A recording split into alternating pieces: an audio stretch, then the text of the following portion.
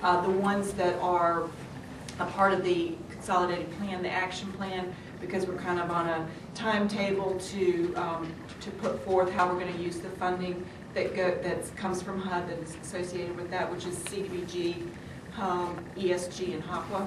So this is kind of part of that effort, but in addition to that, all of y'all are probably very aware there's a couple of things, well, maybe 3 different things that are going on. One is we've had a pretty significant cut to the home program. And it's not just us, it's across the country. So 41% decrease in the total funds available for us. We also have we have new home program regulations. Some of them go into effect with July 1. Some of them they still want some comment on, but in general, that's kind of impacting some areas of the home program as well. And then the newspaper coverage and media coverage that is associated with the home program and stalled projects, which probably heavily influenced writing of new regulations for the home program. So with all that in mind, we're here today, get some feedback on how we're using the funds and some suggestions from you all on how we should be using the funds moving forward. And just so you know, we're having 2 input sessions, one today, and then tomorrow we'll be in Roanoke doing the exact same thing. We also plan to have an online survey that allow you, if you leave here and you still have some comments that you want to share with us, you can go online and do that. If there are other people back at the office that weren't able to attend that you want to share that with, that would be great. And then, more broadly than that, you're more than welcome to share that link. It will cover the basic questions that we're including here today, plus allow you to do some open-ended kind of response, comments, suggestions. So look forward to that. Probably, I don't know, I think we could probably do it by next week sometime. What was a $12.6 million allocation this year. There's also revised regulations, and the general theme of that is, towards increased accountability. There's requirements around financial monitoring, fiscal soundness of CHODOs.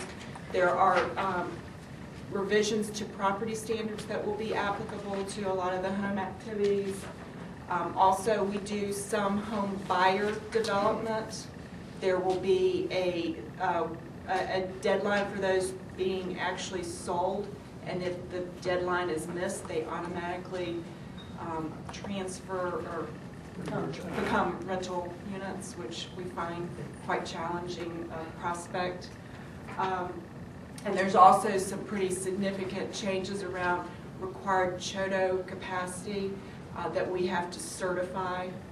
So, all of this, some of these are things that were kind of on our radar before the new home regulations. Some of them are things that HUD's still asking for some comments on. And through COSDA, our state agency for community development agencies, that we've made some comments and are participating in. But there are several areas where they've specifically written into the interim regulations that they want comments.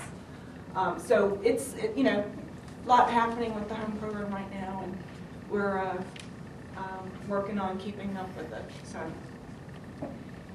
this is what the funding levels look for the home program over the past 5 years. As you can see, at the height, we were at 14.2 million. So from there, the 2012 funding is quite reduced. That's a 41% decrease over what we currently have. So in general, home eligible activities, there's a number of things that are eligible home activities. At a PJ level, which is the grantee that actually receives the fund from HUD, which is, in this case, the state, we determine how we want to use the money, and it doesn't necessarily get used in all possible home eligible activities.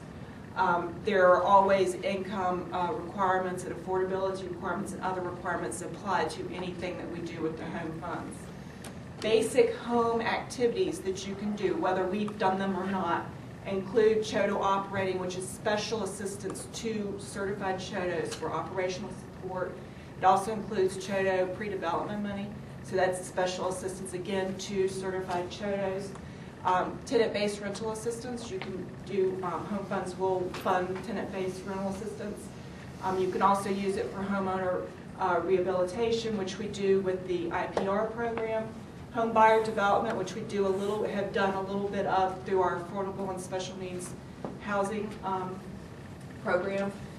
Home buyer assistance, which we do through the DPA program. And then rental development, which we do a lot of through the affordable and special needs housing program. So I mentioned there are always some income targeting requirements that go along with the HUD program. In the middle column is what the minimum targeting is for HUD. We can always be more restrictive in our targeting. You can see with homeowner rehab, it is 80% or below AMI, which I believe is what we do now, although probably a lot of the actual work is much lower than 80% AMI. Home buyer development, again, 80% or below is the minimum targeting for HUD. We have 80% or below, although we have provided incentive and in the past have done a lot of 60% or below. Market changes have impacted that quite a bit. Home buyer assistance, again, 80% or below, but we provide incentive to program administrators that go 60%. TVRA and the rental development, combination of the two of those for HUD, 90% of those two have to be 60% or below. We don't do TVRA.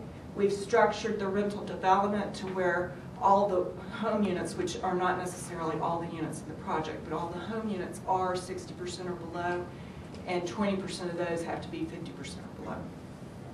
So we tend to, everything we do is 60% or below. So anytime we touch an activity in the home program, with the exception of the homeowner rehab, there's an affordability period that HUD requires.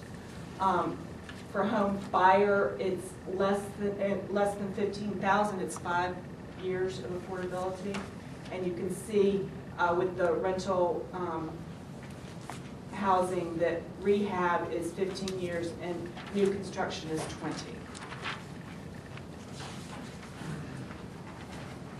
This shows, this went out in the action plan. It's how we distributed the funds for the current program year. It includes some carryover funds and program income.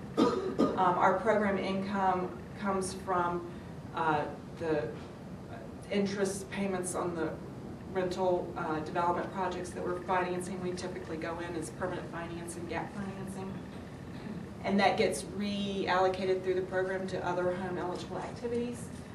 In this case, you can see affordable special needs housing this year's at $6.7 million, home ownership at $1.5 million, indoor plumbing at $4.5 million, and you can see the others.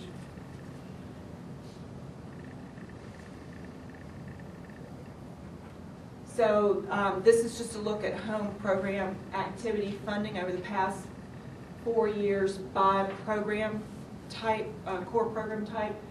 The first one on your far left is affordable special needs housing. You can see that we've over the past 4 years we've put a little bit more money into that type of activity.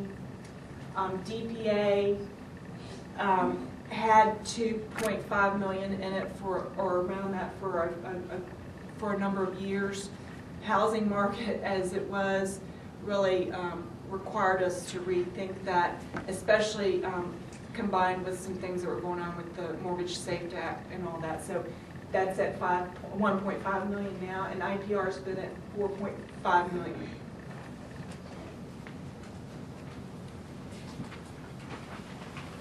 The two primary things, funding sources, besides rental development funding and home buyer development funding, that permanent financing that CHODOs have access to.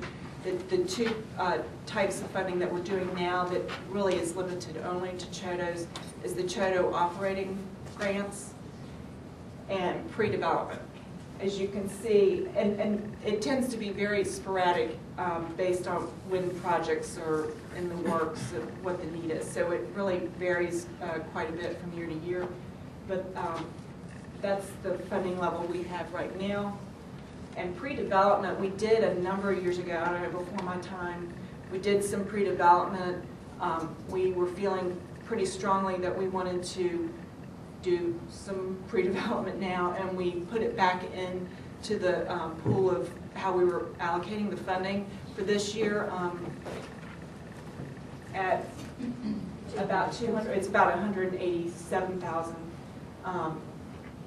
for basic pre-development costs for CHODOs. So now, all this is doing is just a snapshot. If we were to take that 41% reduction and apply it equally across all those core programs, that's what it would look like for 2012-13.